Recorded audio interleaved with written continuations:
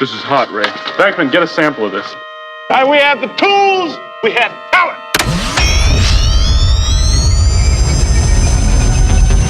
I collect spores, molds, and fungus. Hello and welcome. I'm Daniel. And I'm Mark. Are we on? We're on. We're Excellent. live, pre-recorded, but live, I guess. But live, yes. It's definitely Live. Well, for everyone listening, welcome. This is the first Spores, Mold and Fungus podcast. Welcome. I'm excited to be here. Welcome everybody. I'm excited to be here, and I'm really looking forward to what we've got in store over the course of the next few episodes leading up to Christmas and beyond. Mark, how are you feeling, man? You excited? I'm very excited. Yes. I'm like a dog trying, looking at his new toy in front of him. You can't have it yet. Sort of there, viciously wagging his tail. Yeah, I know how you feel. Yeah. So for the benefit of the listeners who are listening today, I suppose the first question that they're going to have is, what makes us different? There's already a lot of other Ghostbusters related podcasts out there with the likes of at least YHS. There's a lot, and everyone's going to be thinking, okay, so what makes these guys different? And in all honesty, I think over the course of the next few episodes, I think we're going to find our voice, so to speak. Looking forward to episode 46. Yeah, episode 46, we will really find our voice by that episode, I feel. At least, hopefully. I'm hoping by episode 2 to 3, to be honest, but time will tell. Fingers crossed.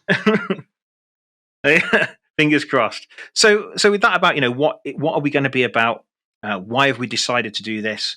What are we going to be focused on?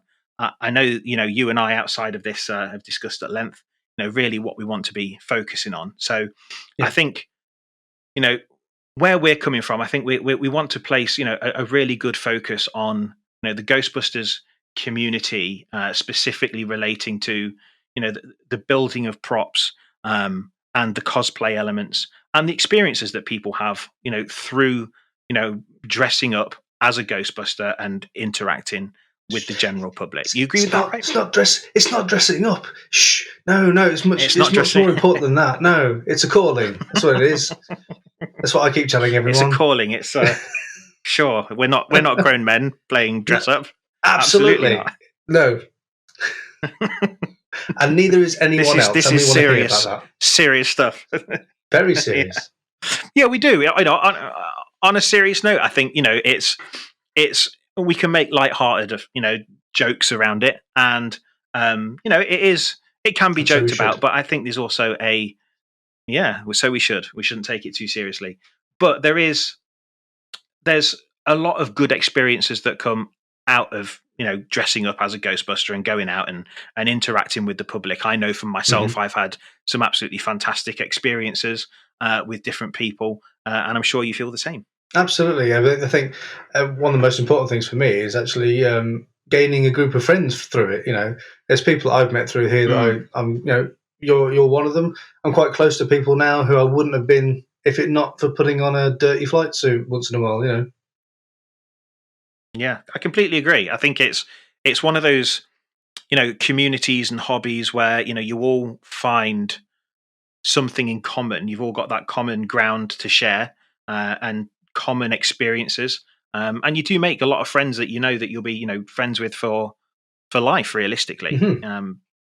It's really, really good. So for the purposes of our listeners then, Mark, then tell me a bit about you and how you got into ghostbusting. Okay, so this is going back quite a while.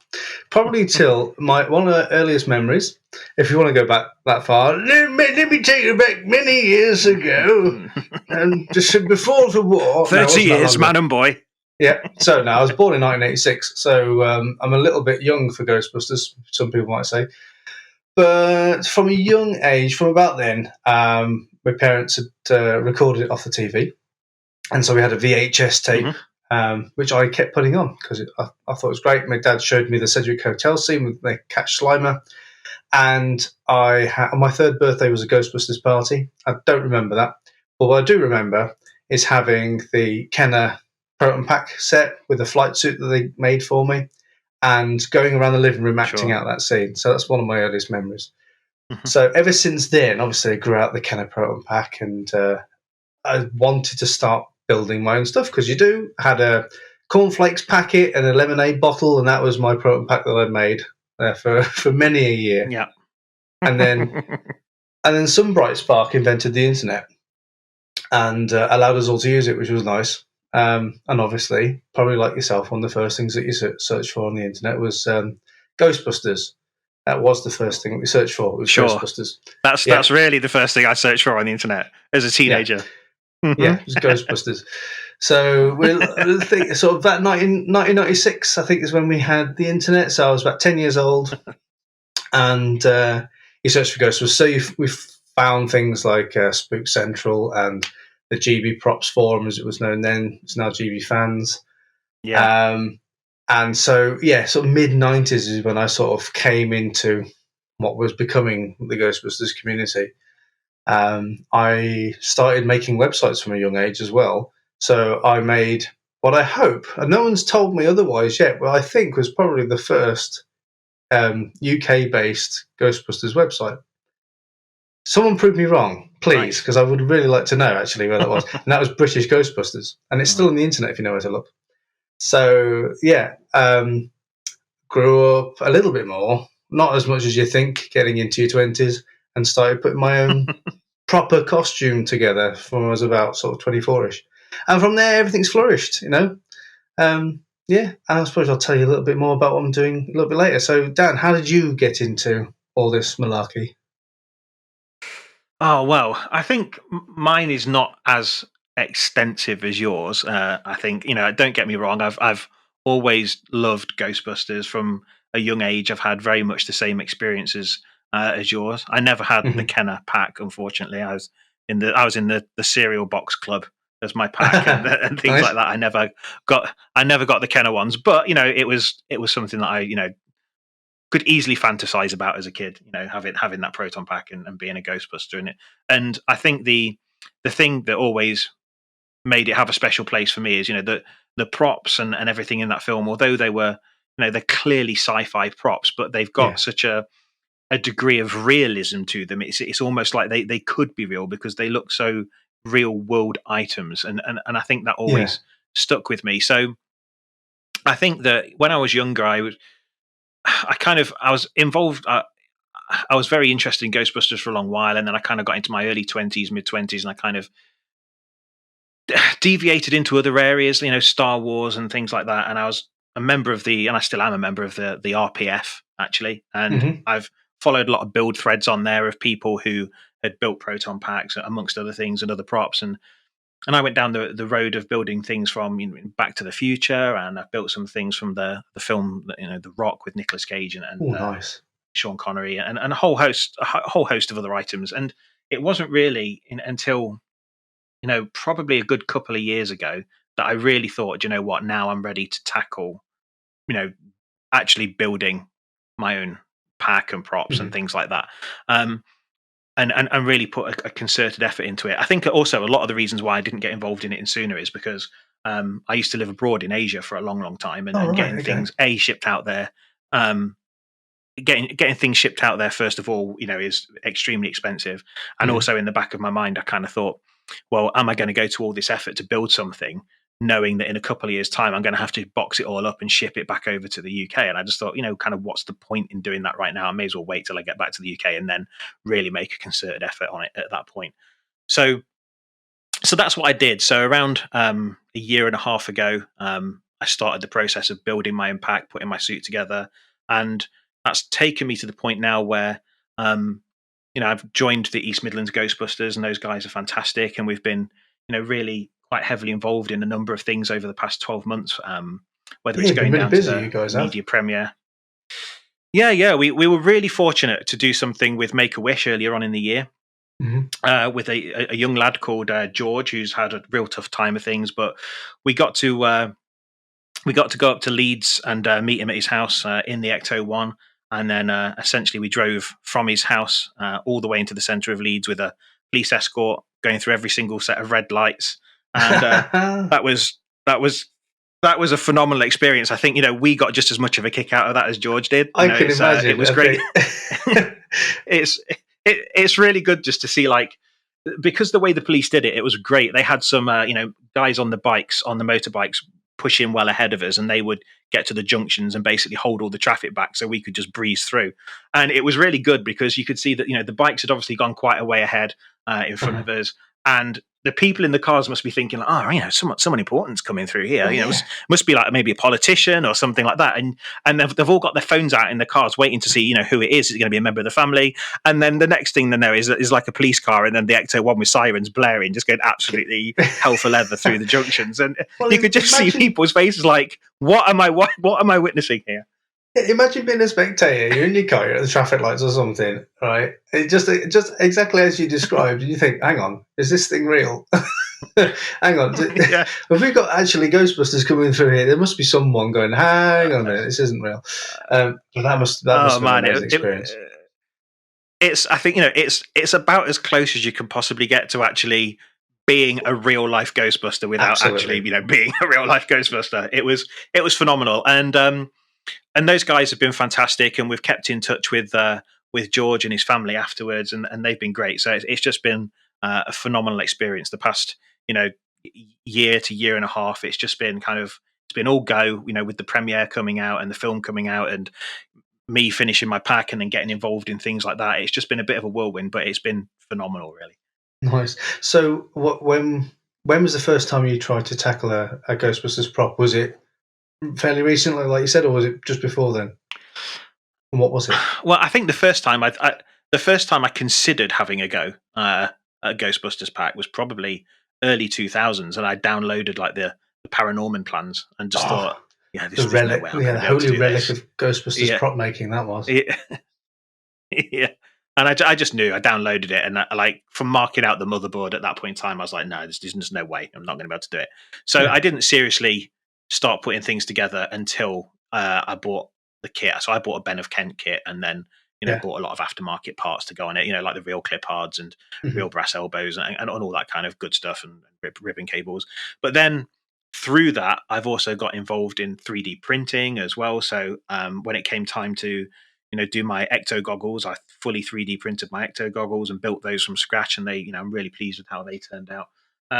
And I've kind of just got at the moment sat next to me actually, the probably about 70% of a PKE meter, which has been printed out on in resin, and I'm waiting to put the finishing touches to that and the electronics. So even that in itself has been a journey, just in terms of the technology used to build these props and make something that is something that I'm really happy with and is accurate, or I say accurate, but something very reminiscent of what you see on screen. Well, that's it. I think in the last sort of 10 years, 3D printing has really jumped up in its game, to the point where we can now we can build full things, fabricate them in our own own homes, where beforehand we had to sort of either rely on someone or painstakingly recreate these things over time.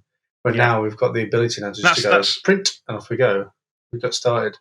Yeah, and that's one of the things that I really love about it. I love the fact that I can have essentially a manufacturing facility in my office. I can open up some CAD software. I can design something and put it into the 3D printer, and in the morning I've got essentially a prototype sat there waiting for me to work on. I just find that whole process absolutely fascinating and exciting. I love it. Yeah, absolutely. And I was the same. I mean, I've got two props which are 3D printed. My Ecto goggles are 3D printed as well. Went on to Thingiverse, went Ecto goggles, and sure enough, there were some STL files that we just find the ones that you like and print them off. And my Ghost Strap is the same. And what makes them great is they're incredibly light as well, which is always good as a cosplayer. The lighter you can make things, the better, really. Yeah, and also you have the benefit that if you break something, you can just print off a replacement. That's true. I've done that as well. My Ghost Trap bit the dust last year. It was actually when I went to see Afterlife. So it was a year ago when I went to see Afterlife. My trap fell off my my belt, and the handle just sheared off. Oh no! So luckily, my dad's the one with the 3D printer. So I went home for Christmas. I went right. I'm using a 3D printer. Going to build myself a new handle, and really, really nice and quick to do that. There you go. Yeah. Awesome. So awesome. I'm trying to think about when I was trying to think about when I first made my first pack. I think it was when I was 16. Yes, it was. And like you, I got the Norm Gagnon plans and a load of MDF. And if anyone has made a proton pack out of wood or any kind of wood substitute, that's not the thing to do, because the thing, it gets Yeah, heavy do you know before what? you That's put anything on. when I had those Paranorman plans, and I cut out the motherboard for that was out of MDF, and at that point, even just the motherboard, I was like, oh my god, this is going to weigh an absolute ton, and I just basically just was like, nope.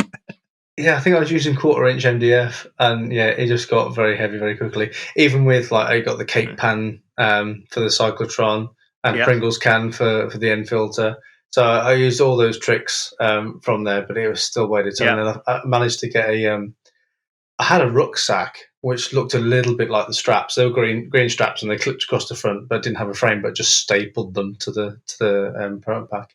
As far as I know, I think a proton pack still exists, because I had it up until about 4 years ago, and I sold it to someone in the community. So if you're listening, let me know where you are, because I knew you, and that person was working on it, and I kept seeing it prop up in forums with new bits added on. So that was nice to see, sort of it having a new lease of life. Wow. Yeah. Yeah. But I have a funny story about that proton pack, which I should tell you in another episode one day, maybe. Yeah, please do. Okay, so I suppose then, like, moving forward, when we think about the focus of the podcast and where we want to take it, I know that we've got a lot of things that we want to accomplish moving forward. I think we're certainly going to look at having special guests on the show, hopefully every episode, but if not, certainly from time to time. And each one of those guests, I'm sure, will bring their own sense of accomplishment and sense of knowledge to the podcast. So it's going to be exciting. In addition to that, I know we've also spoken about potentially doing gaming streams, potentially live streams at some point in the future. And who knows, maybe we'll run some competitions as well. Watch this space. Oh yeah, let's have a look. We might do that. Can I enter? Well, I don't know. I think there might be a slight conflict of interest there, to be fair. I don't think that's very fair. We'll do a live raffle, and the winner is it's Mark. What a surprise! Thanks for entering, everyone. Well. No, I won't. I promise. Set Blatter over there with the FIFA draw. Oh yes. So who have we got on this week, Dan?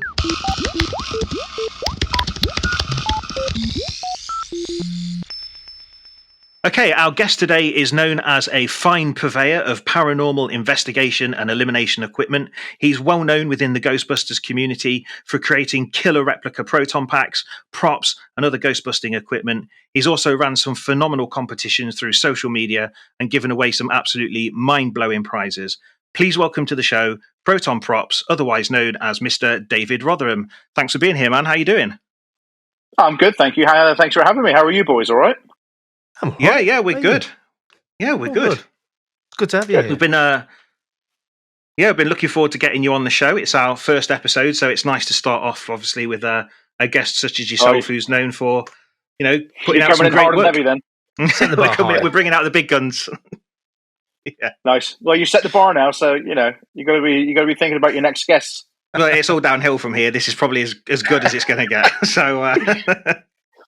Well, I shall try my absolute best to not bring it down any further than it is already. I'm sure you won't. So, should we jump in then? And let's. We've got some questions lined up, and I think it'd be great to kind of go through some of these and get your thoughts. Really, absolutely. Hit me with it, boys.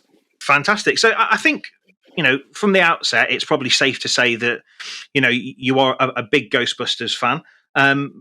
Thinking back, from you'd hope so, all the way back from when you're a casual fan.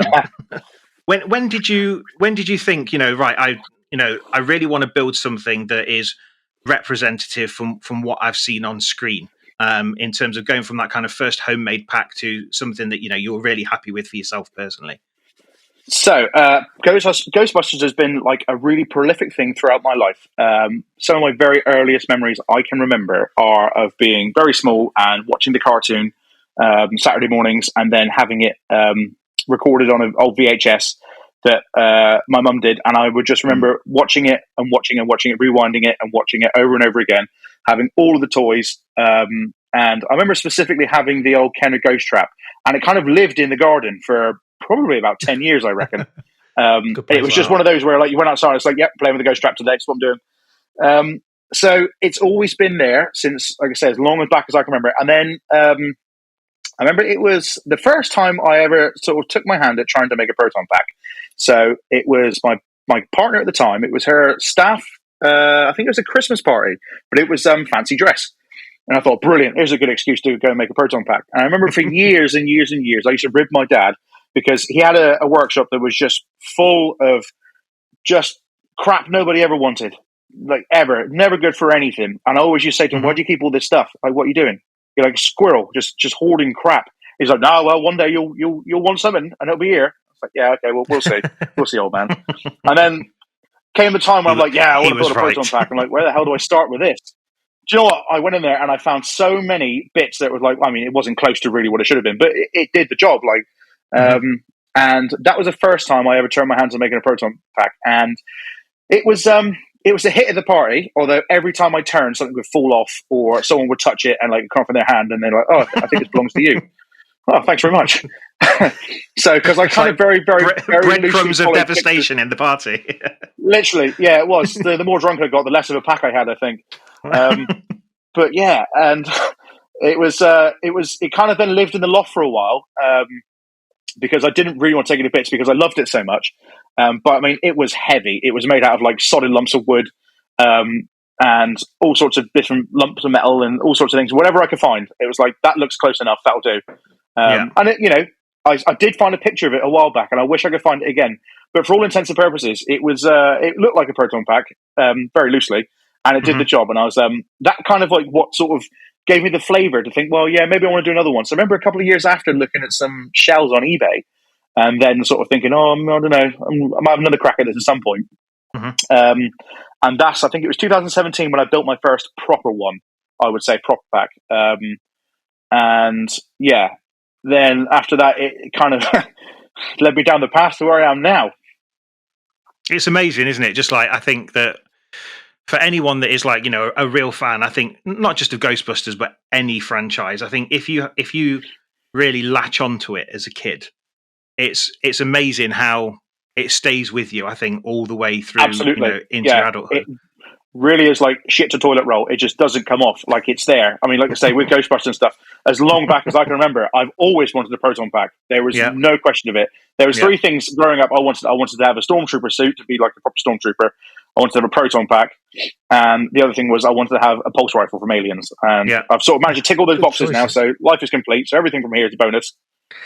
It's funny because I remember, like, die happy. Like, I remember years ago. I mean, I remember looking at building a proton pack. I would say probably around 2001, 2002, something like that. And at that point in time, I think all that was like, pretty much available was like the Paranorman plans that I think were like on GB Fans, and I looked into it and I just thought to myself, do you know what? At that point in time, I've got nowhere near the skill set to make something where I know that I'm going to be happy with it. That's the key thing. I wanted to make something that was, reminiscent of the movie and absolutely building something from absolute scratch. I knew at that point in time was just completely out of my remit. So coming, obviously, to where we are now, it's fantastic that there's people such as yourself in the marketplace that are offering kits that allow people to build something which, let's be honest, they're better quality than what was used in the original movie. I mean, that is the bottom line. They're built to a higher standard now. Really think about the stuff that was cobbled together for the films themselves in a matter of sort of days. So, what was the catalyst then from you building that first pack to where you are now? What was the thing that sort of made you think, right, I'm going to start doing this as a business? It was, it wasn't even me. It was my friends and family, really. So, like I say, I built my first one in 2017. And it was when I was still living and half looking after my mum. And it was around the house, and because obviously they're not a small prop, it's not like a little thing you can pop on a shelf somewhere. It's a big back and great thing. Shelf is. So, yeah, right. Depends how big your wall is to house it. So it ended up living in. I had it was almost like a greenhouse type thing, but it wasn't. It was like a little summer house that was just glass. So as soon as the sun sort of hit it, it would get so hot in there. So I remember having it out there, and my one that I made then was an all resin shell, and I remember it being out there, and it got so hot that the shell just basically looked like it melted. It just went all every shape and stuff, and it kind of got ruined. And I was like, oh, for God's sake. So I ended up then making what I would say my second real proper one, which is the one that was like, it was kind of like my demonstration model, I guess, where it all began. So I made that one, and it came out really nice. I was super happy with it. And that's the one I sort of shown some pictures to some friends and some family and stuff. And they were like, wow, it's amazing. You should think about selling them. And obviously at that point, I knew a bit about the community. I didn't know a huge amount, because it was still one of these things where like, even now, every day I'm sort of finding out new stuff, learning stuff about the community, people within it and whatever else. But at the time I was like, well, I don't know who's sort of going to buy them. And obviously like they're not cheap. So it's kind of like, well, whatever.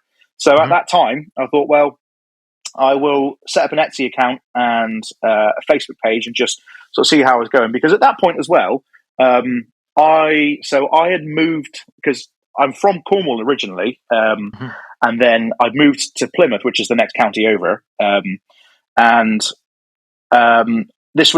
It was literally the week of when lockdown happened. So I moved. I spent all my money moving to the next county over, and I got this lovely new job. Because I was working in management within hotels and stuff like that at the time, and hospitality. And I moved over there, and I was an events manager at a 5-star hotel. I did a whole week. I just figured out where my office was, so I wasn't getting lost every time I went in there. And then I made redundant. So during all that time, then after that, I started, as everyone was sort of suggesting, to retrain and rethink your life and your sort of ambitions and stuff. So I started retraining then as doing like fenestration, so doing doors and windows and stuff like that, fitting doors and windows, UPVC sort of stuff. And I hated it. Absolutely hated it. So this is when I started doing the Proton Pack stuff on the side. Like I say, this is when I started at my Etsy account and whatever else. And I sort of thought to myself, well, if I sell one every 3-4 months, then it's something to do in the evenings. I'm making something, and it's a bit of beer money. It's something that'll just also tick alongside of the getting paid £5 an hour to do, manual labour. So I thought, this will do for now. And then it was within the first 6 weeks, I had like 5 orders for packs, and I just couldn't believe it. I was like, what the hell's going on? Yeah, it was madness, absolute madness. And then from that, it sort of just got bigger and bigger, and it sort of snowballed and stuff. And I'm really, because, at that point then, there were people doing full builds. I think some people were stopping doing full builds around then. There was like a nice little gap in the market, which I just seemed to have just filled straight in. And then sort of since then, like I say, it's just got busier and more and more hectic, really. So, but it's also allowed me to be able to sort of concentrate more on it and bring out new things, like you say, the kits and stuff. Because as it got busier, I did less and less, I suppose, actual work, really, and more of the sort of Proton Prop stuff. And like I say, it got to a point, it was just over a year ago now, where I said, that's it, I'm not doing a regular job anymore. I'm going full steam with this. This is what I'm doing. And, if it goes great, then it does. If it fails, well, I'm going down on the ship that I love. So that's it. I think it's amazing. I think it just shows you that, there's to come into a prop marketplace, and, where there's already people who are out there creating shells and creating kits, and to come into that marketplace as, a newbie in inverted brackets there completely and get 6 orders pretty much off the bat is phenomenal. And it was crazy. I didn't believe it, because like I say, they sort of come through. There was like 2 within the space of I think 2 days, and I was like, what the hell's going on? I thought this can't be right, surely. But yeah, and since then I've sort of, like I say, I was only offering my 84 pack then, and now I've got the 84, I've got the 89, I've got my heritage packs I'm doing, I've got my 21 pack. I'm bringing out my RGB hybrid pack. I'm doing my kits. I'm doing all of the bits to go with it. Looks awesome. It's going to be great when it's done. Yeah, of course it will. So,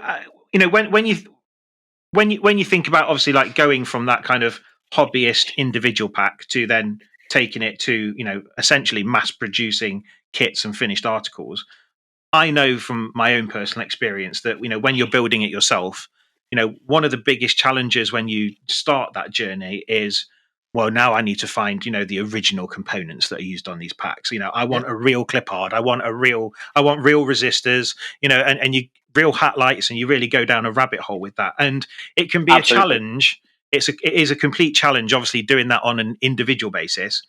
How do you deal with that at a large scale? Because when you're looking for these parts, it's not like you're picking up, ones and twos. You're looking obviously for, I would imagine, bulk quantities where you can get them. Absolutely. But that said, very, very much a lot of the time, if you see ones and twos, you just got to grab them, because you're kind of thinking in the mindset where it's like, well, eventually something's going to come along where I can find a large number of this, but in the meantime, I need to keep it ticking. So, if ones and twos are there, I'll grab them. So, but yeah, trying to find, because the thing is as well, I'm very, very particular about my own props and things that I've had in my collection and have had and will have sort of, in the future. Sure. So when I'm making the packs, I look at them as if they're going to go into my collection, as if it's like going to be mine, and as if it would come home with me from the workshop. So I'm so specific about the finish and the quality of them, because like if it went out and it wasn't meeting my control of quality, that's it. I wouldn't carry on doing what I'm doing. I really wouldn't. It has to be of a level. And that was, I think, again, like finding the real clip art and stuff like that, and the vintage resistors and the hat lights and all the stuff that makes it what it is. That's what's been so important throughout for me making this stuff. There's no compromise whatsoever on the product, and admittedly, it has led to some delay times and stuff, because stuff isn't always available. Because it's not like I can pop to B&Q and just go and pick up an iron arm, because it doesn't exist in. They don't exist clip today. arts, please. Exactly. So it's difficult, because you try and explain this sometimes to some people. And yes, I can. If I really want to do, I could do like resin replicas and castings and whatever else, which is fine. But that's not what makes a Proton Props Proton pack. For me, it has to be real. It has to be like, as I like to say, it has to be Gucci. Because if it ain't Gucci, it ain't mine. Well, that's So it. and you know what? Sorry, go ahead, Mark. I was going to say that's exactly what you said. It's what makes you you. That's your USP. That's why people come to you, because they get that quality, and obviously that word has spread across the internet, and you're international, aren't you? You're sending stuff all over the place, so it's obviously doing you good. Honestly, I've had stuff go everywhere around the world. It's madness. When people say, "Oh, where have you got stuff going to today?" I'm taking down the office. I've got stuff going to Hong Kong. I've got stuff going to Greece. I've got stuff going to America. All different places around there. I've got stuff that's just, the list goes on, endless. Although that said, the funniest thing happened the other day. Just to jump in there, right? So I sent my 21 pack out, the one that sort of everyone's seen pictures and stuff. Went to the guy over in America. He's over in California. He received it, super happy. And his work partner, so they run I think it's like an audio editing company. So they've just done all the sound editing and stuff for the new God of War game on PlayStation 5. Nice. And his business partner got hold of me a couple of days after and said, "Oh, I want a 21 pack." I was like, "Okay, cool." So we sort of spoke, got him all hooked up in that. The order sheet came through in that, and I saw the address, and I'm like, "That can't be right." So I went back to him. I was like, "Look," I said, just to sense check this, because I'm not sure if it's right. Your address says so it's a place called Llanivit. And I was like, "It says Llanivit." He's like, "Yeah, that's where I live." I'm like, "Well, that's literally 5 minutes around the corner from where I live." Oh, wow. And I was like, what's that about? So he was like, "No way, are you?" I was like, yeah. So you can come to the workshop and see it's just happening. So yeah, it's cool, really. But yeah, Wow, it is mad to think that I've got orders going all over the world. And then one guy who's literally, I could fart and he could smell it in his front room, sort of away from me, sort of distance. It's fantastic. So that made me so happy, because I was like, that's amazing. The guy who's just down the road from me has bought one. That's made me so happy. And what an experience for him as well to, like, not only get a pack from you, but then actually, have the opportunity to be part of that build process and see how it's all coming Absolutely. together. I've said to him, like, fully encourage you to come and see it as it's happening. If you want to come and even like bit of like, spray painting yourself, so you say you've had your own little input on it. I'd love you to. It makes it all the more his then. But at the same time, I'm not trying to like fob him off and make him do his own work. Awesome. So I suppose, like, going around your business, and like in terms of how busy you get. Obviously, now last year I know that I was sat next to you when we went to the the media premiere in London for Afterlife, and it was an awesome Yes. experience. How has business been since that movie, and how do you expect it to go with the news of the new movie coming out and managing the orders off the back of those tentpole movies that have been out and coming out? There's one word that I would say has been consistent throughout, and the best way to describe how business is, and it's just mental. It really is just mental. Like, with Afterlife, the thing is as well, because it's kind of made it very difficult as well as it's made it good. Because obviously, with Afterlife coming out, there's been a mega influx of people wanting to sort of like recapture the Ghostbusters love. And then, it's great because for people like myself, I've seen a lot more custom, which has been fantastic. But also at the same time, it's made it difficult because before, when I started, I could sort of order, sounding like kits. I'd sort of get hold of my supplier and say, I want like 10 sounding like kits. And then, sort of 2 weeks later, they'd be on my doorstep. All they're ready to go. Wicked. Now, since Afterlife's come out, everyone wants to build a Proton pack.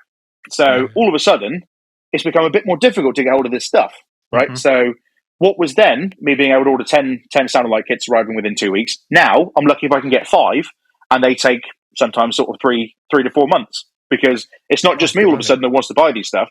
Everybody else wants to build a Proton pack, and then all of a sudden, the pool of parts becomes a bit more scarce, and it just makes life a bit more difficult. So, like I say, it's been really good for business, but at the same time, it's actually been quite difficult for business, because then, I've kind of been playing piggy in the middle now for quite a while, unfortunately, for a variety of reasons. And I can sort of be perfectly candid about some of it, because when I started the business, I was buying a lot of stuff in and just basically doing the assembly. Now I'm doing the vast majority of the manufacturing myself, because in my mind, it would cut down sort of a lot of waiting times. And obviously, as a business, it would cut down the costs because I'm not paying someone else labor to do it. I'm doing it myself, and et cetera, et cetera. But so there was another guy who was supplying me at the time of shells and stuff, and I ended up buying out his business. And through that, it was the whole idea. The agreement at the time was that I would be buying all of his molds and stuff, so I can then produce basically what I was buying from him. Now, I did have a lot of my own stuff that I already had anyway, but it was more like the shells and stuff, and some more like intricate parts and whatever else that I just basically hadn't sort of done myself, really. So we made an agreement on this stuff being sold and coming to me, and we said, I think it was like, we agreed on whatever it was, and this was it was like June of, I want to say June of, not last year, the year before, I think it was. Wow. Now. Yeah, it was. And, or was it last year? It might have been last year. No, I'm a bit of a brain fart, if I'm honest. But we agreed on that. We said by October, I have, mate. Yeah, once or twice. And we said by October, like the whole deal would have been done. I'd have had all the stuff so I can like fully go, like, hell for leather, doing all the stuff myself. Now, bearing in mind, to this point now, though, I've only received not even a quarter of what I've sort of paid for and that. I've had just enough bits to be able to carry on and make kits and make what I need to get it out the door, but only just. So that's been a huge hold up, because the thing is, obviously, when he decided I was going to buy him out and buy his stuff, I obviously stopped buying parts from him, because it's like, well, I'm not going to carry on buying parts from you if I'm buying the molds to make the parts myself. So with that in mind, I've now been waiting for, like I say, all this time, and I haven't got like hardly any of it. So I've then had to play the pig in the middle then, where customers are coming to me saying, yeah, it's just taking a long time. I'm like, yeah, it is taking a long time. It really is, because I'm sort of still waiting on this end so I can get the stuff in so I can make it to get to you. So there's been delays there as well, which has been a right pig, really, because like I say, I've had to sort of like do a fine art of juggling customers and being able to sort of continue doing stuff as much as I can do. Because obviously I've got shelves and shelves of half-made packs. Shelves and shelves, rather. Shelves. Got shelves on the mind. Shelves and shelves of half-made packs and things that are at a point now where it's like, well, I'm still waiting for the next parts to come in so I can finish them.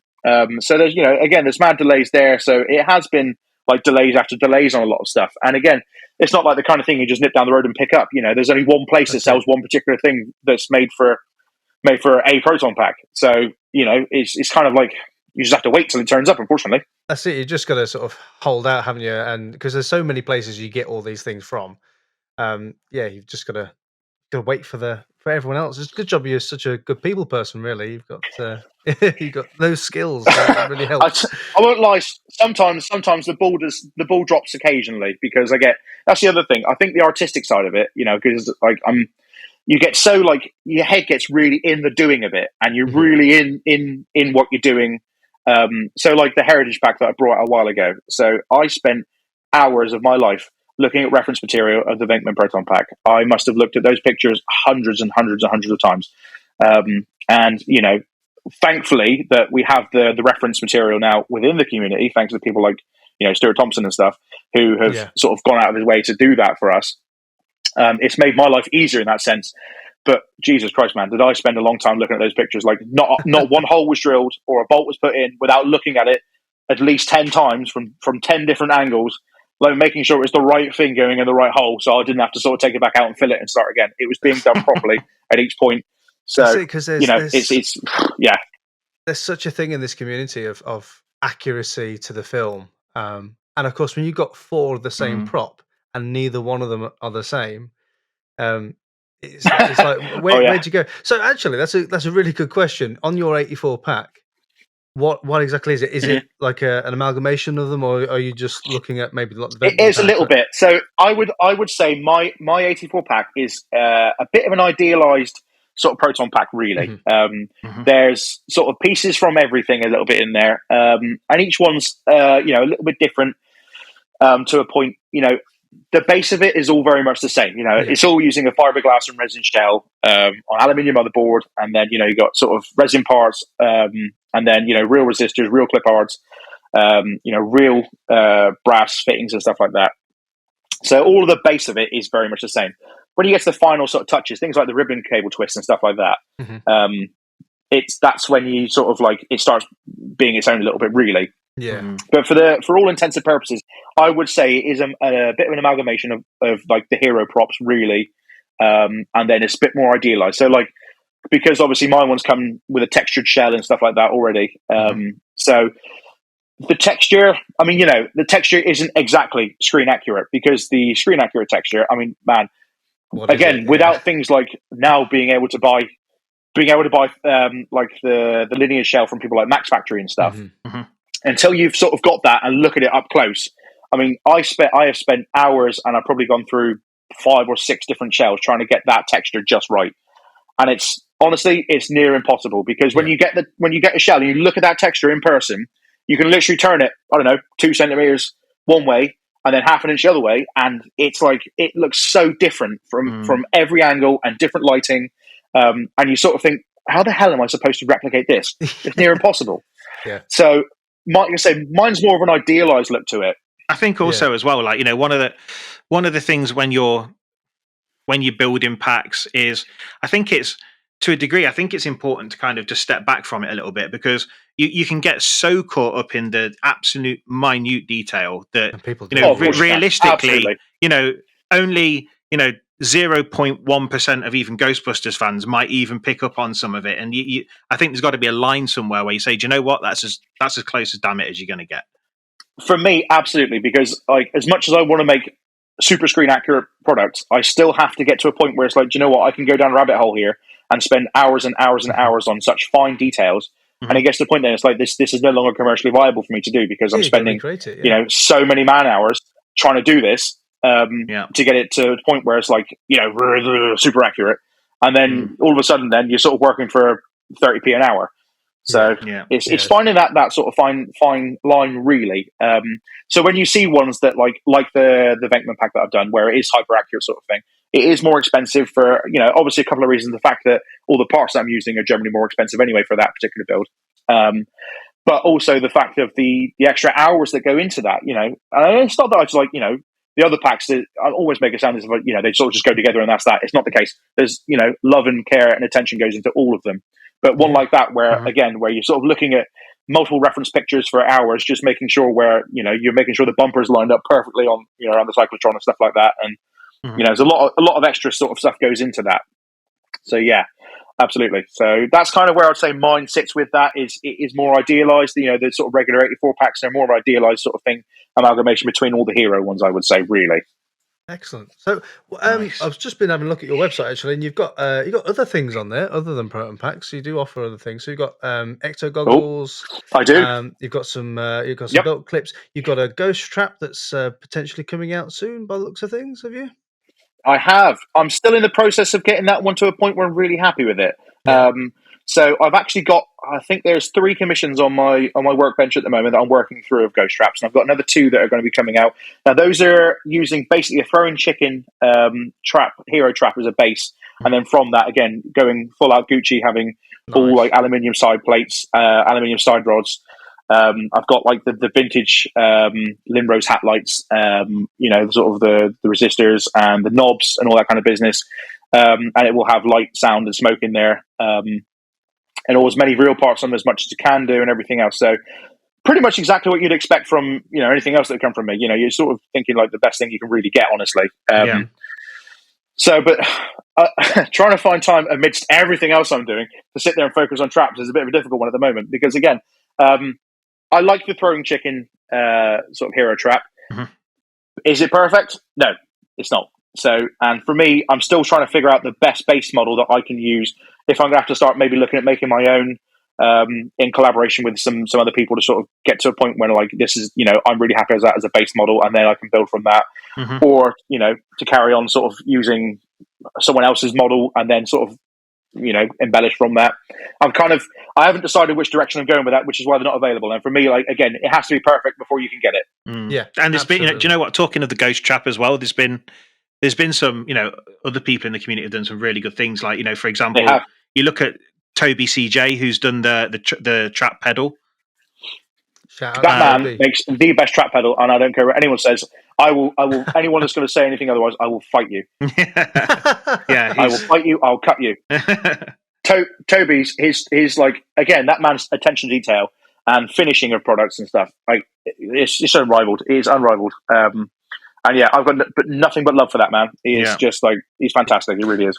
And I think it's great as well when you've got people within the community who put that level of detail to a prop and Absolutely. and get together and everybody's kind of working towards that common goal of providing top end equipment. And I'll tell you what else I love about Toby, that he doesn't keep any secrets. He's no gatekeeping with him whatsoever. You can say to Toby, like, what's this? And he'll come back to you and he'll like send you like a thread from a forum that's like about 15, 20 years old of the correct piece that he's, that man, when it comes to forums, he's like a wizard. Because the amount of times in a day I'll go back to him like, Toby's, what size is this bolt that goes in there? He's like, give me a second. Next thing he comes back with like what it is, where you can get it from, how much it is, how much it was, and everything else. And he's just the fountain of knowledge, and he shares it with everybody. He's like, I honestly think he's one of the most valuable things in the community. He really is, to be able to sharing knowledge and wherever else. He's so helpful. He really, really is. I know, so many people he's helped. And like I say, it sort of also shows in the bits that he makes. I know that he's going to be himself's going to be offering trap holsters and stuff like that as well soon. I've seen them; they're amazing. He's sort of doing V hooks as well at the moment. He's been supplying me with, and they are fantastic. The trap holsters. I mean, I'm quite happy to say that I played a very small part in that. I did all the original like CAD mock-ups for him and stuff like that. That then went back to Toby, and then he's done the hard part really, which is the manufacturing side of stuff. But yeah, it's so it's only a very small part. But yeah, it's nice to be involved in projects like that for sure. It's great to see. Come on now, you don't undersell yourself there, Dan. It's great to see like so many people coming out of the every UK stone of the pyramid matters. It's great to see so many people in the UK doing all this as well at the moment, because you got yourself who's setting the bar pretty high globally for proton packs. We've got a few others in the community. You mentioned Stuart already for the reference library, who's up in Scotland. Yeah, and it just seems like the UK as a whole and as a community is sort of growing quite quickly over the last few years, and sort of rivaling some knowledge over in the US. And it's nice to see some really good stuff come out of the UK at the moment. Absolutely. And again, you've only got people like the Ghostbusters suppliers to thank for that, because they're the ones out there doing God's work, being able to sort of like bring it to the masses. Yeah, absolutely. What we need to do now is actually get we just need to get the actual Ghostbusters like licensing on board to give the UK more merch is what we need Please. to do now. It would be nice. Please. It would be nice. I'm still waiting for them to get hold of me and be like, "Oh yeah, we'll give you licensing so you can make proton packs." It's very that'd be unlikely. great. Yeah. So here's a question for you, Dave. So obviously, with your packs that have gone out, one thing that I want to talk about was earlier on this year. I know that you built a pack for Keith Lemon. So for I did. For our listeners from who are going to be tuning in from outside the UK, Keith Lemon, he's a UK presenter, comedian, actor, very very well known over here, and I know that you built the pack for him. So how did that come about? Like, walk us through the process of when you got that first message and how that interaction went. So I sort of followed Keith Lemon. I've been a big fan of a lot of his work for many years. So when he's doing like Bo Selector and stuff, it just, some of it was just fantastic, absolutely hilarious. So I've always been like a fan of him and his work and stuff. So following him on some of his socials and things, I saw that obviously he makes a lot of his own. Yeah, he does. Yeah, sort of like props and stuff like that. He's very handy. He makes some really cool stuff. That said, like only today I saw he made a like a Christmas wreath, Gremlins one, which looked awesome. But I was following the stuff that he was making, and I think it was come to Halloween sort of time at that point, around about then, a little bit earlier. He was talking about proton packs and stuff, and he was saying about on one of his videos on YouTube where he'd made a proton pack previously, and he was looking at doing ones for his kids, some of the Hasbro ones that come out, like the little blue ones. Yeah, yeah. And he was going to give them a lick of paint or whatever else, and sort of however they come out, they'll come out. Oh, excuse me.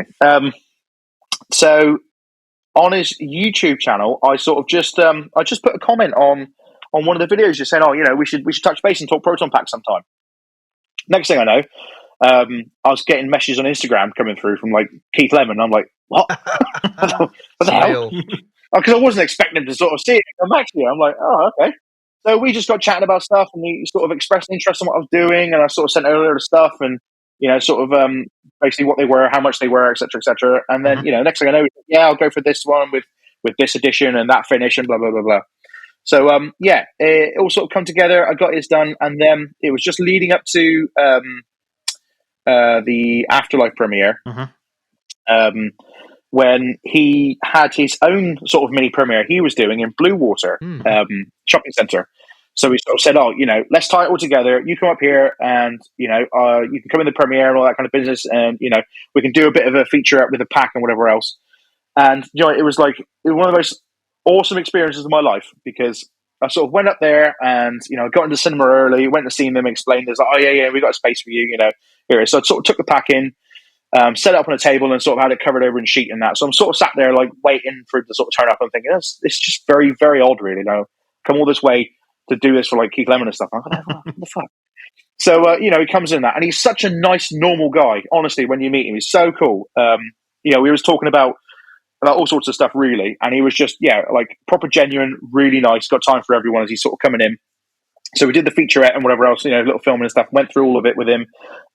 He got it on, and he's having a good play with it and whatever else. And it was cool. We stopped for some pictures and whatever else, and he sort of said, "Oh, you're going to get your gear on." And I was like, "Yeah, I'll sort of get my stuff on in a minute," because I wanted to get a photo with him in my gear and whatever else. Of course, he was all dressed up. So went to have my photos with him, or whatever else. And I went into the theatre. I sort of went to take my pack off, and he come behind me. He's like, "What are you doing?" Well, I'm going to watch the film, pal. Come with us, way. I want to sit down and enjoy it. And he's like, no, you're not. He's like, get your pack back on, come on. I thought, what? So we went outside then, and we like sort of literally trooped for the best part of an hour, like just having photos of everybody, and having like making time with everyone, and he was just really cool. But it was quite funny because like in between having photos of everyone, he just wanted to talk to me about props and movies, and he was just really cool like that. But yeah, I mean, although to be fair, afterwards I did say about all the photos we had, I should imagine everyone wants to crop me out because we want pictures of picture of Keith Lemon of this weird fat guy and with some random guy. Yeah, sounds like a bloody farmer. So yeah, but it was really cool. And he was a really cool guy, and he was so funny. He was telling me about when he went to the Spider-Man premiere. He was saying about he got like a really really crappy Spider-Man costume on purpose. But he had like a massive dildo and put down his really tight spandex. It was just a way of telling a story. Like, oh man, I was in stitches. I was roaring. But he was a cool guy, really cool guy. And we still talk semi regularly now. I'll sort of just get a message through from him, whatever else, saying, "Oh, this is really cool," or he'll send me a link to something and be like, "Oh, what do you think about this?" or whatever else. So, yeah, and that opened up some doors. There afterwards, I was doing some work for Channel 4. For like the Last Leg TV show and stuff. So there's some, brilliant. Met up some more cool people like that and whatever else. And yeah, it's cool. So it was a really really cool experience overall. And he was a really sound guy. And he's been nothing but fantastic there afterwards, and just sung my praises. So yeah, I can't speak highly enough of the guy. He's really cool. I mean, the guy's definitely talented. I mean, I watch a lot of his videos on YouTube. His Keith Lemon's doings, and for anyone listening. I go and check it out. Look for Keith Lemon's doings on YouTube, because like I've seen him. And he goes to some detail as well. Like I saw him do the he does like the gizmo with the Barbie car, and he got the original Barbie car from what was used in the movie, and built up his replica from that. And the guy's got some serious skills. So it's kind of cool to see someone who is really well known in the spotlight, but then at the same time, he's got that geeky side, and he's not afraid to show it and put it out there. Yeah, it's really cool. Yeah. It's really cool. Yeah, it's cool. And like his Slimer costume he built was fantastic as well. That was really good. Yeah. What gets me is he builds it from absolute rubbish as well, doesn't he? He's got cardboard, foil, tape, and just sticks it all together. Yeah. And it comes out looking like that, and it's fantastic.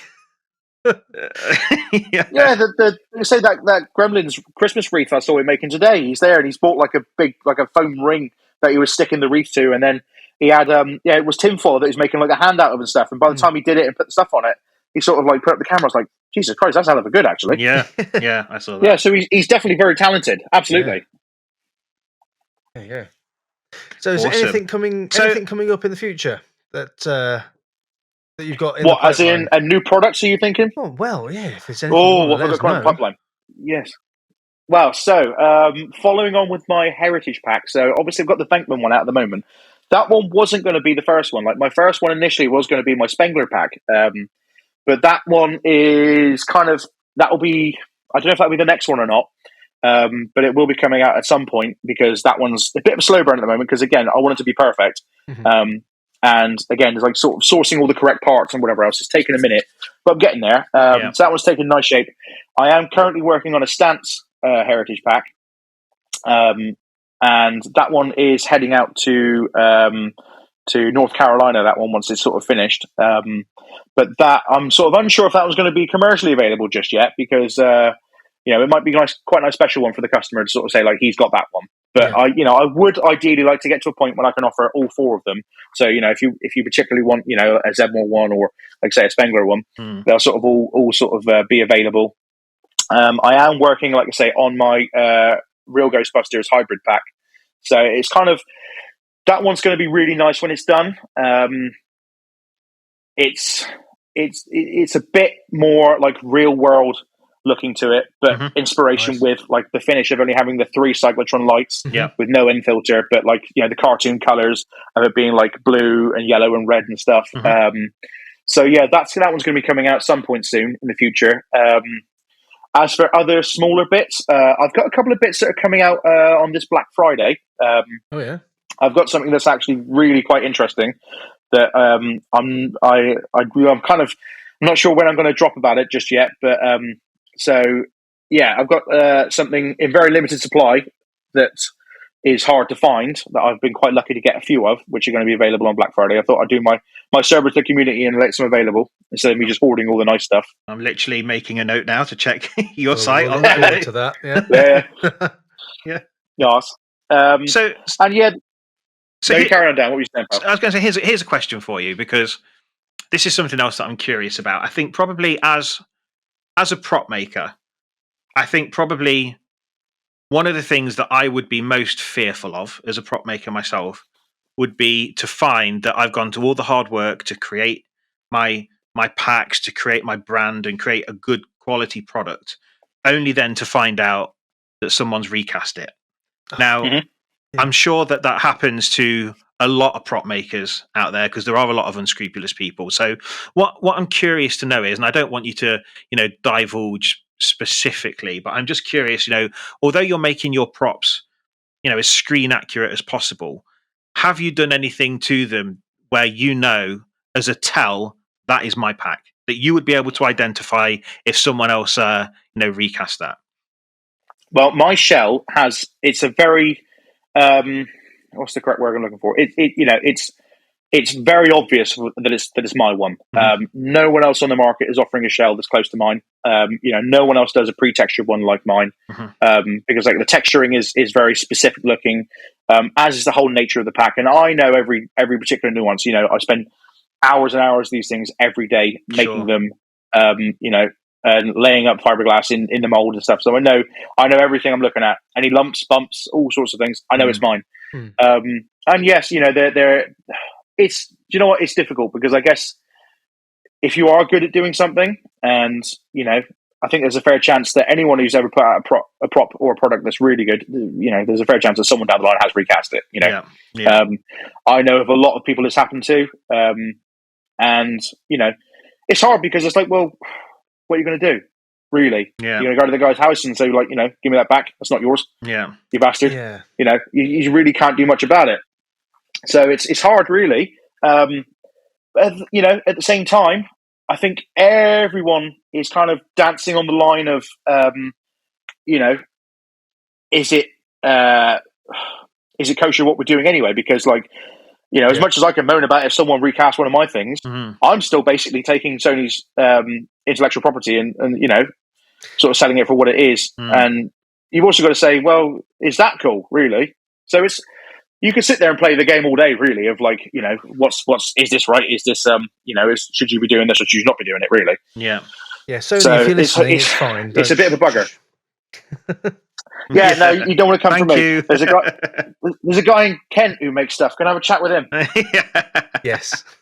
I mean, and you know what? I think to be fair, like to Sony's credit, one thing that I will say is, if you were putting out Iron Man costumes or Captain America shields, I know for a fact that Disney, they are extremely hot on their IP, and they would be sending out cease and desists left, right, and centre. They would be up your ass like a rat. Absolutely. They really would. And I think one of the key differentiators about creating Proton packs and for the Ghostbusters community at large is the vast majority of people who are part of a Ghostbusters franchise.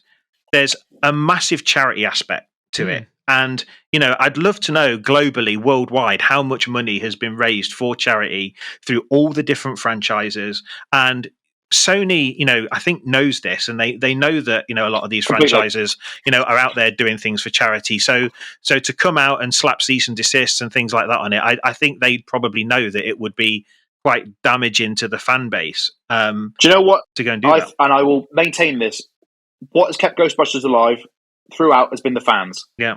Yeah. It's not like Star Wars. Don't get me wrong, I love Star Wars. Star Wars is like, it's probably my first love. But, it's not like Star Wars where they're releasing, pajamas every day or boxes of cereal or new toys every other week. When was the last time we had Ghostbusters pajamas? And that if Sony are listening, that's me saying I want a pair of pajamas, boys. Come on, let's go. Moment, actually. So, you're up. I'll buy them off you, Mark. I'll trade you a pack for them. So, yeah, it's maybe not. So, yeah, it has been the fans all the way through that have kept it alive, and I think the Ivan knew that, and I think it was very much a case of like these guys have kept this thing what it is and kept it relevant throughout the years. So don't go after them. These guys are doing the legwork. And you know what, as well, like the prop community out there, it's actually done Sony a favor because you only have to look at Afterlife. Why would they go and build a lot of stuff from scratch when they can already go to the existing prop community who know these things inside out, back to front, and and purchase things. I mean, you've only got to look at let's take the Fincher ribbon cable as an example. It's what I've got on my pack. It's what you use on yours, and it's and it's what they put in the Afterlife film. So it actually completely serves their purposes to a degree as well. So it's fantastic to think that they went to like Charles and said, we want like 10 cables to do this with. Yeah, it's amazing to think that someone from the community who has spent the time and the effort to sort of like almost reverse engineer it to make it. Also bearing in mind that there's there's absolutely bugger all reference material for those Oh yeah. ribbon cables as well. And Yeah. he's brought out like the most amazing one you can get. For them to sort of then come back and use that in the film, it's like, yeah, this is full circle, really cool. Yeah, it is. It's like Such a reward for it's him the as well. ultimate accolade that you can get, isn't it? Yeah. Absolutely, Yeah. absolutely. And I take my hat off to the man. You know, Charles is, through all the things that he's had to deal with, especially over the last sort of 2 years, Yeah. that man has done so well. Yeah. Yeah, absolutely. Well, finally, then, I Yes. suppose for our listeners, if they want to see what you do, if they want to, perhaps make a purchase, where can they find you? Where do you want to send them to? Let Straight us to know. my website. That would be protonpropsuk.com. That is where the best place to get all my stuff would be. I'm having some problems with my Facebook account at the moment, which is really, really helpful because of, do you know what? Such a difficult thing. I spent 2.5 years building up this wonderful Facebook account with all these followers and everything else. And then Facebook the week before, decided out the blue to just delete it. So everything gone, all my messages, my content, all the work and the effort that have gone into that have just gone. And I haven't been able to appeal it or anything. There's been no option to. It's just wiped off. So I had to start again. Yeah, but the cool thing about that is yesterday I went on there and they've deleted my second profile. Oh, you're Oh, joking. wow. Yes. So, yep. So, I'm having a bit of an issue at the moment with Facebook. And I think that comes back to me doing the raffles and stuff. And there's probably some issues there about, doing things like that online. And it's a shame because I see lots of other people doing it. But, this is what it is, isn't it? So fine. So, Facebook, going forward with that, I'm not completely sure. Instagram, though, you can find me on Instagram. And if you simply just search, Proton Props, you'll find me. But my actual Proton Props handle is Proton_Props. So you can find me on Instagram. But yeah, the best place to find all of my stuff is on my website. That's where you can purchase everything. And, I tend to try and keep it up to date with what's new on there. So any new products that come out is usually on there. I do cross-post against my post over my Instagram and stuff as well.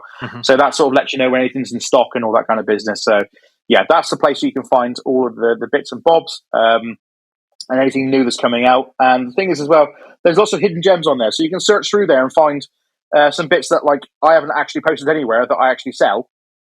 So things like Ghostbusters 2 super straps, I've not mentioned anywhere that I sell them, but they're on there.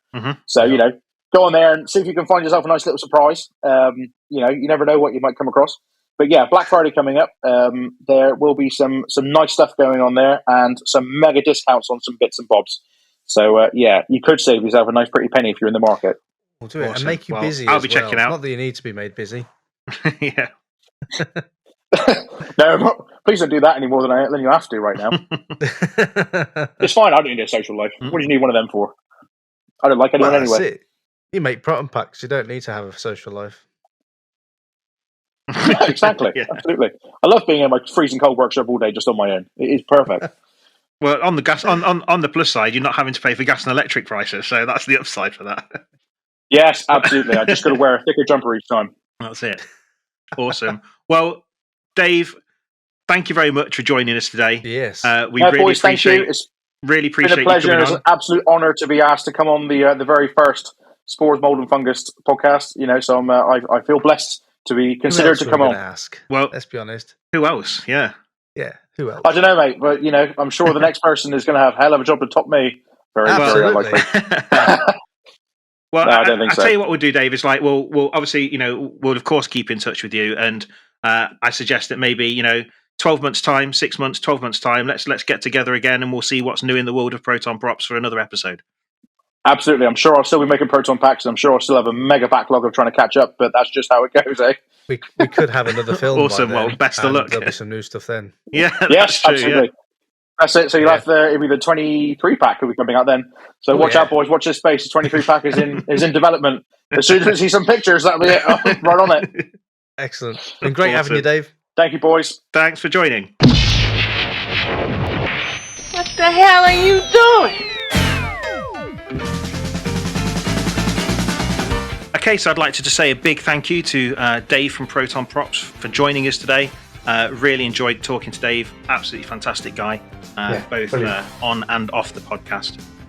So I fully encourage you, everyone that's listening, check out his website, check out the store, make a purchase. He's a top guy with some really good kit. On the subject of good kit, before we go, Mark, where would I go if I want to find some good Ghostbusters kit? Could you tell me? Well, I'm glad you've asked that question because it's been burning in my mind for a number of years. So yeah, one of my side hustles. I'll tell you a little bit about the story before I reveal what it is first. So going back to when I was building my first sort of props in my 20s, after my cornflake pack and lemonade bottle one. Had a piece of string between the two, by the way, if you're thinking about how do you attach it, just a bit of string. So yeah, I was trying to put my uniform costume together, and it took absolutely forever to find out what to get.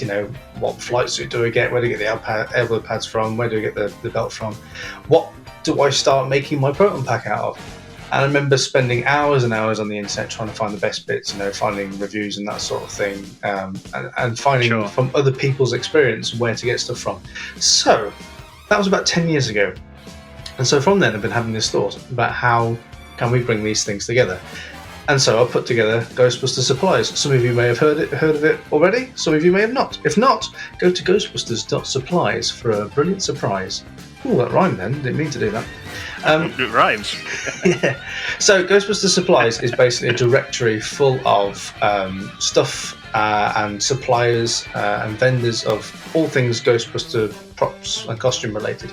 So you can go on there, you can type and search Proton Pack Kits, and it'll bring up a list of people who supply Proton Pack Kits, or gizmos, put in gizmo, belt gizmo, and it'll bring you up a load of people who do or can supply you belt gizmos. And not only does it tell you where to find them, how to get in touch, what they do, it'll also allow you to review them as well, so give them a nice message if you've had some good service, and also it'll tell you where they're located in the world, so whether or not they're local to you in the UK or in America or wherever, so that maybe if you want to try and keep the price of shipping down, to go to somewhere that's a bit more local to you. So that's it in a nutshell. So yeah, go to ghostbusters.supplies if you're trying to find anything for your costume. Nice. Yeah, I love the site, man. I've visited it a few times now, and it's really well laid out. It's very easy to navigate, and I do think for those people who are, either starting building something and they don't really know where to start, and maybe they're looking to avoid making some costly mistakes, I think it's a fantastic resource to use.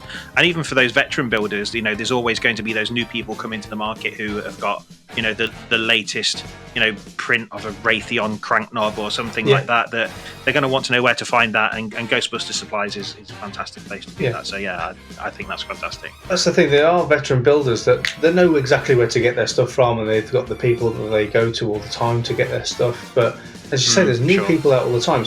We've had Dave on today from Proton Props. He's only just been doing it for the last couple of years, but he's already established himself as probably one of the best Proton Pack builders in the world at the moment. Big shout out to Dave. But if you're a veteran builder, you probably wouldn't know who he was when he first started going out. So having this resource of people who can go on there, you can find new people and perhaps find better things for yourself, even if you do know where to get stuff from already. Okay, so just to kind of bring the show to a close then, I suppose, final thing from me is if you want to follow along to us on social media, you can find us on Instagram at SMAF Podcast or SMAF Podcast. If you want to follow along to us personally, you can find myself at ectotron_UK. And Mark, where can people find you? You can look for me at Worcester Ghostbusters. Fantastic. So from myself then, all I'm going to say at this point is stay fit, keep sharp, make good decisions. Until the next time. Good night, everyone. Good night.